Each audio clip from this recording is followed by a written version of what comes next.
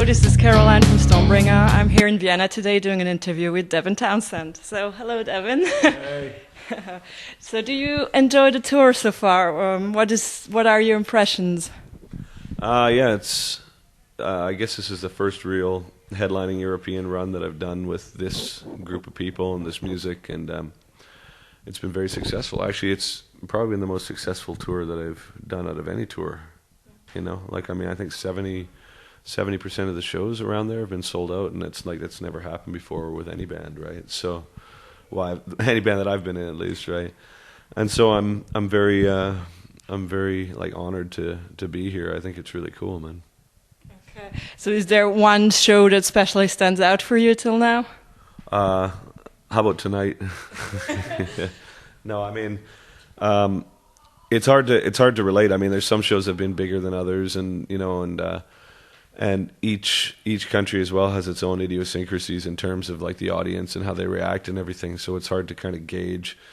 However, has there been any?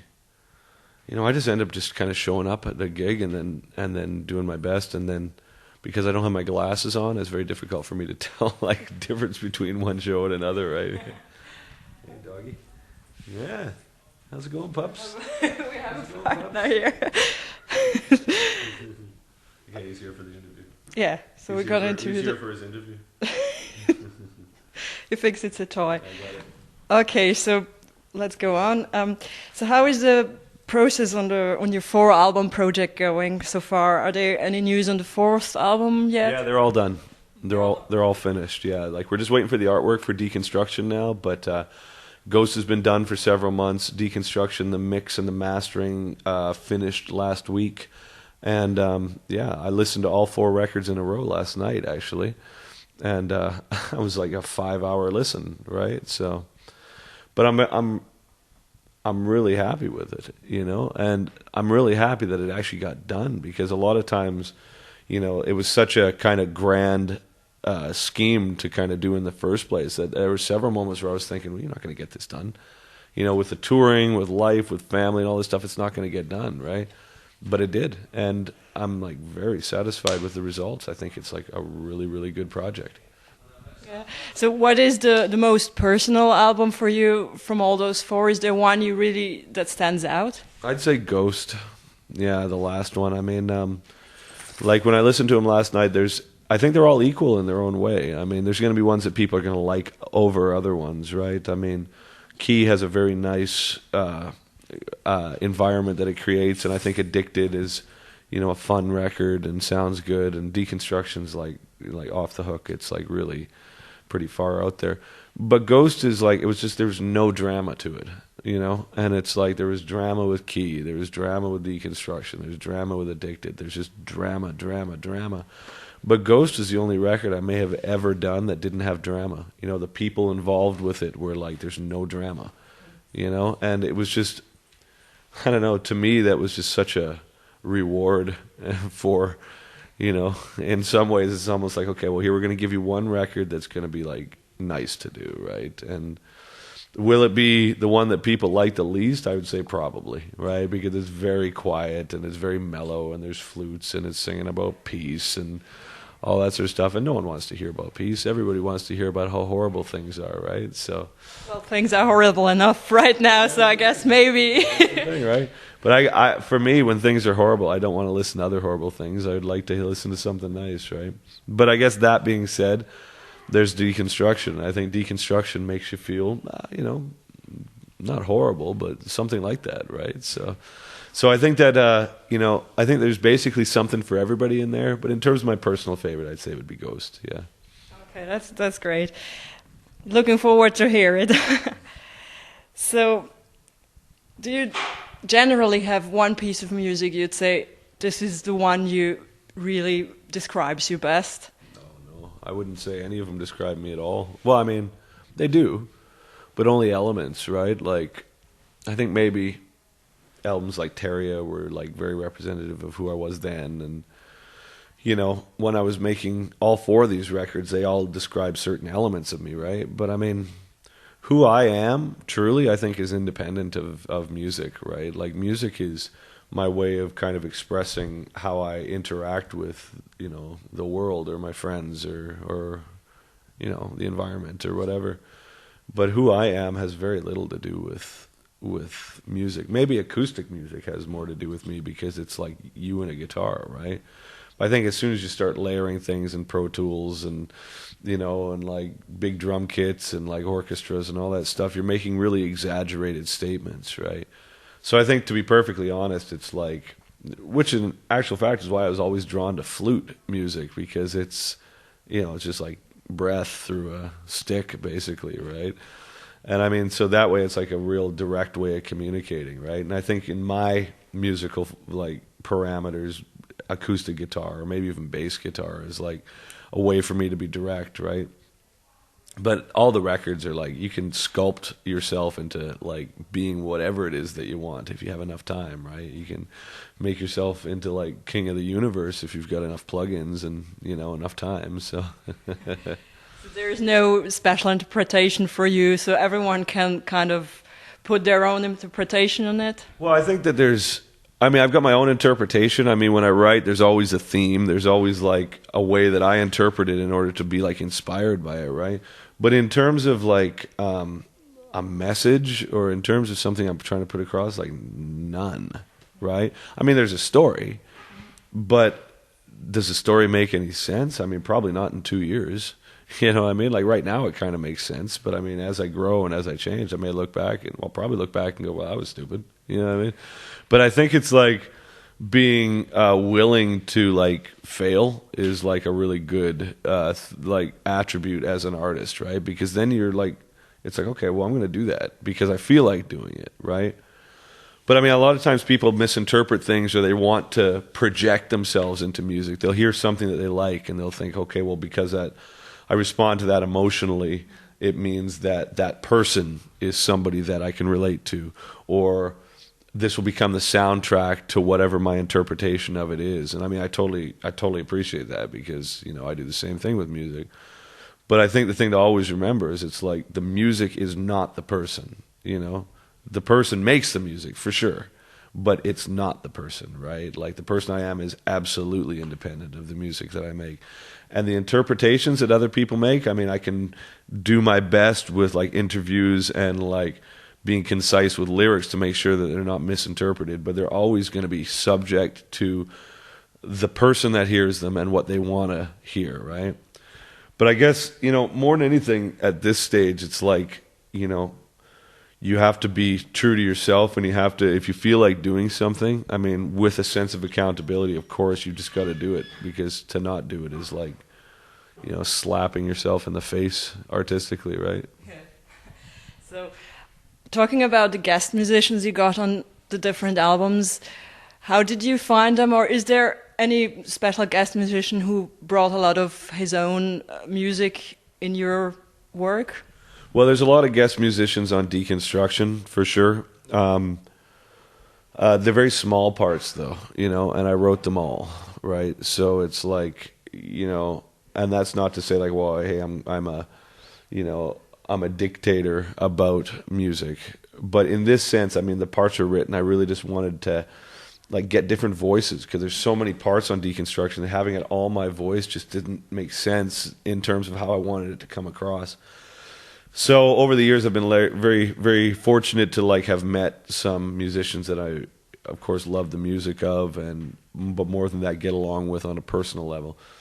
And so, as almost an endorsement of me doing this, you know, past strapping a lad to like do a heavy record again, it was very important for me to have people say, "No, that's cool," you know, like we support it, right? So. But I especially like your work with Annika.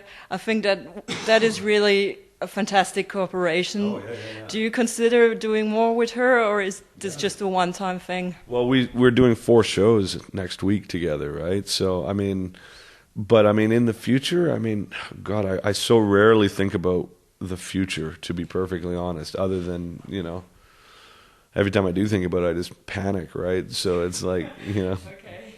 So in terms of will we work together in the future, I mean, it's the same question I give or the same answer I give to any question that's about will you do something or other in the future. It's like, well, I have no idea, right? Like, I mean, would I like to? Of course. Annika's awesome, you know. It's just gonna happen then, or not. You will see. Yeah. But if you could pick one special musician out of blue, just one of your favorites, even if it's not realistic, who would you ask? Oh God, I can't say that I've had the opportunity to work with a lot of people that I wanted to work. I can't think of anybody off the top of my head. Oh God. I know, difficult. I have no idea. Something that's in a genre that I don't specialize in, right? You know, I like pop music. You know, I like dance music. Sure, we'll do that. That's next. Maybe with Katy Perry. Sounds good. Yeah, that could be interesting.